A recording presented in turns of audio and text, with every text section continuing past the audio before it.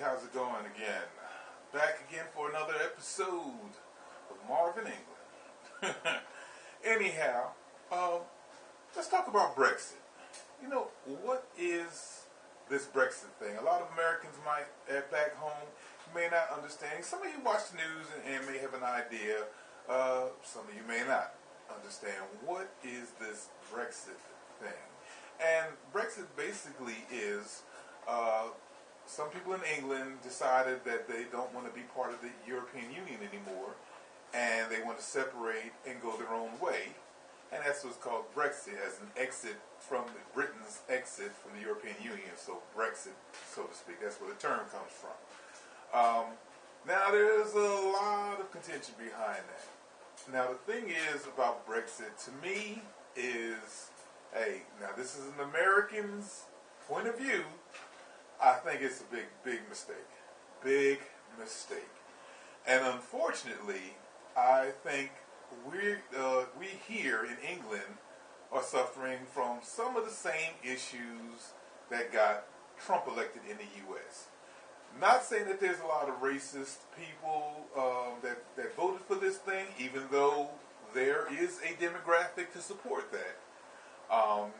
The EDL, the European Defense League, and some of their ilk were very supportive of this for their wish to curb immigration.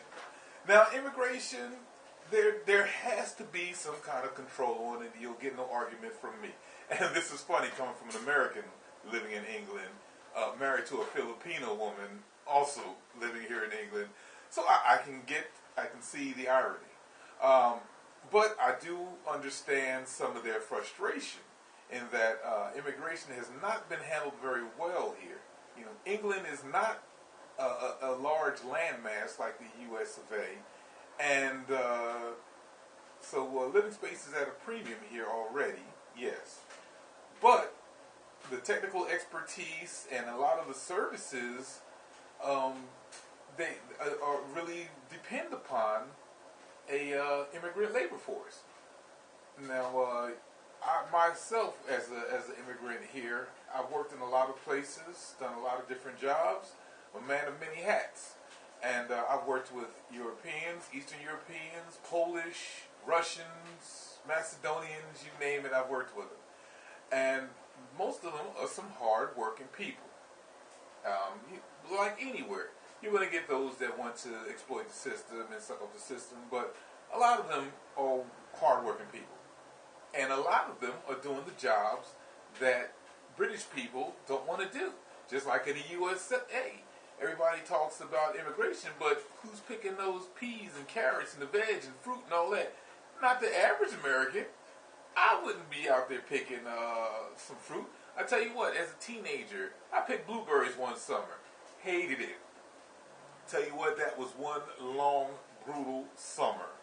Picking that fruit, especially for that little bit of money, hell no. So I can well understand, people's frustrations, but somebody got to do those jobs. And if you're not willing to do it, then who is? You got to let those back. Matter of fact, here they got the NHS. The NHS alone would collapse without its immigrant workforce from the Indian doctors and African doctors, and I've even met one Eastern European doctor, and the nurses. You get a lot of Filipino nurses here, you get a lot of African nurses, and some Eastern Europeans as well, that make up the bulk of the NHS workforce these days, and without them the NHS would collapse. And it's in dire straits anyway, but that's a topic for another discussion. Anyhow, so there's issues that are warranted, but a lot of it is misguided. Now, one of the concepts that was pushed for this Brexit was that I think the reason it passed was a lot of issues. For one, voter apathy was a big deal, because a lot of people was thinking this is so ridiculous it will never pass. Which is the same thing, remember, with Trump. People say, there's no way this clown could be made president. No way. So why bother, Or, people just wanted to abstain because they didn't like either one of the choices. But either way, you were making a choice.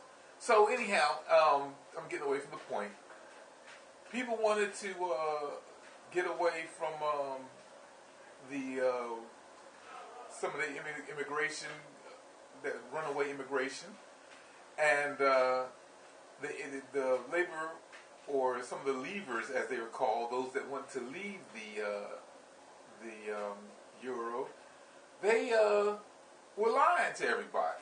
You know, there was a lot of lies, and some on both sides, to be fair. But the leaver side, they just went ridiculous. Some of the stuff that they were putting out there was so ridiculous. I couldn't believe if anybody could believe it. But apparently, there are people that believe those kind of things.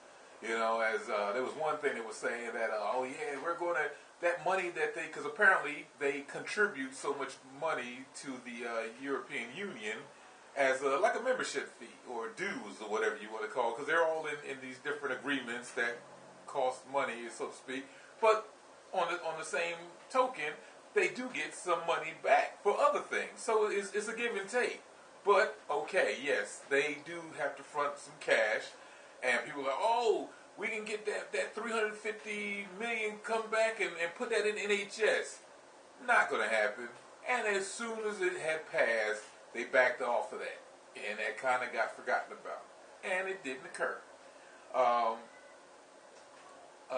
couple other things was another one.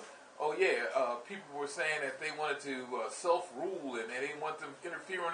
Now the thing is, I have yet to see the European Union interfere with British self-rule. They bomb whoever the heck they want to bomb. They've been in Afghanistan. They were helping out in Syria. The Americans as a token force. They were anywhere they want to. The European Union has not stopped them from bombing or interfering in anybody else's affairs that they want to. And to me, that is the key component of self-rule. The right to start a fight and beat up on anybody you wish to for any reason at will. And the European Union has never stood in their way when it comes to that kind of thing. Now, they do have regulations and stuff. In fact, and the thing is, because you've got so many member states, there has to be some continuity. So they do, and I mean, that's only common sense. Once again, you're part of a club. Yes, we all have to get along, and we all have to have common rules.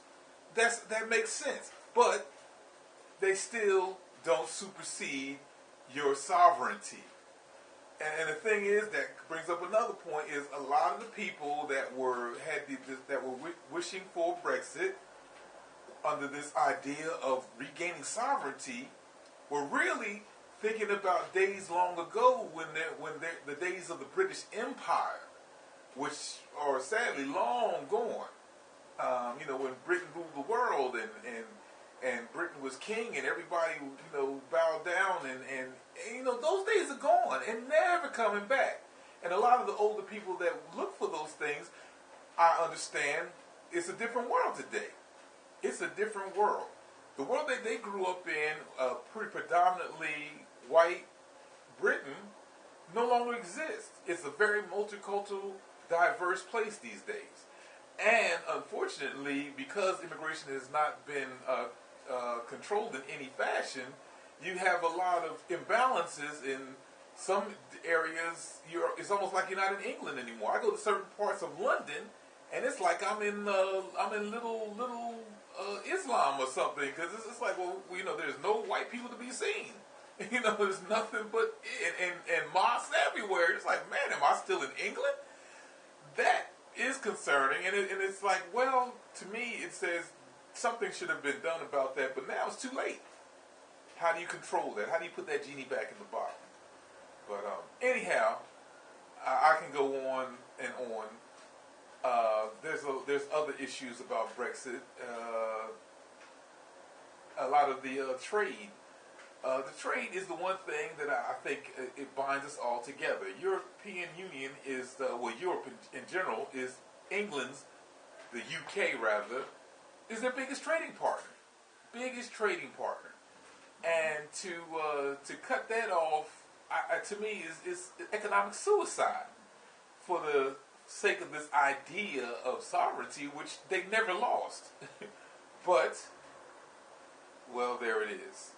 You know, I could go on, and I'll probably revisit this topic again sometime, and I can't wait to see some of the comments I'll get on this. But, till then, we'll talk again. Till next time, you have a good day.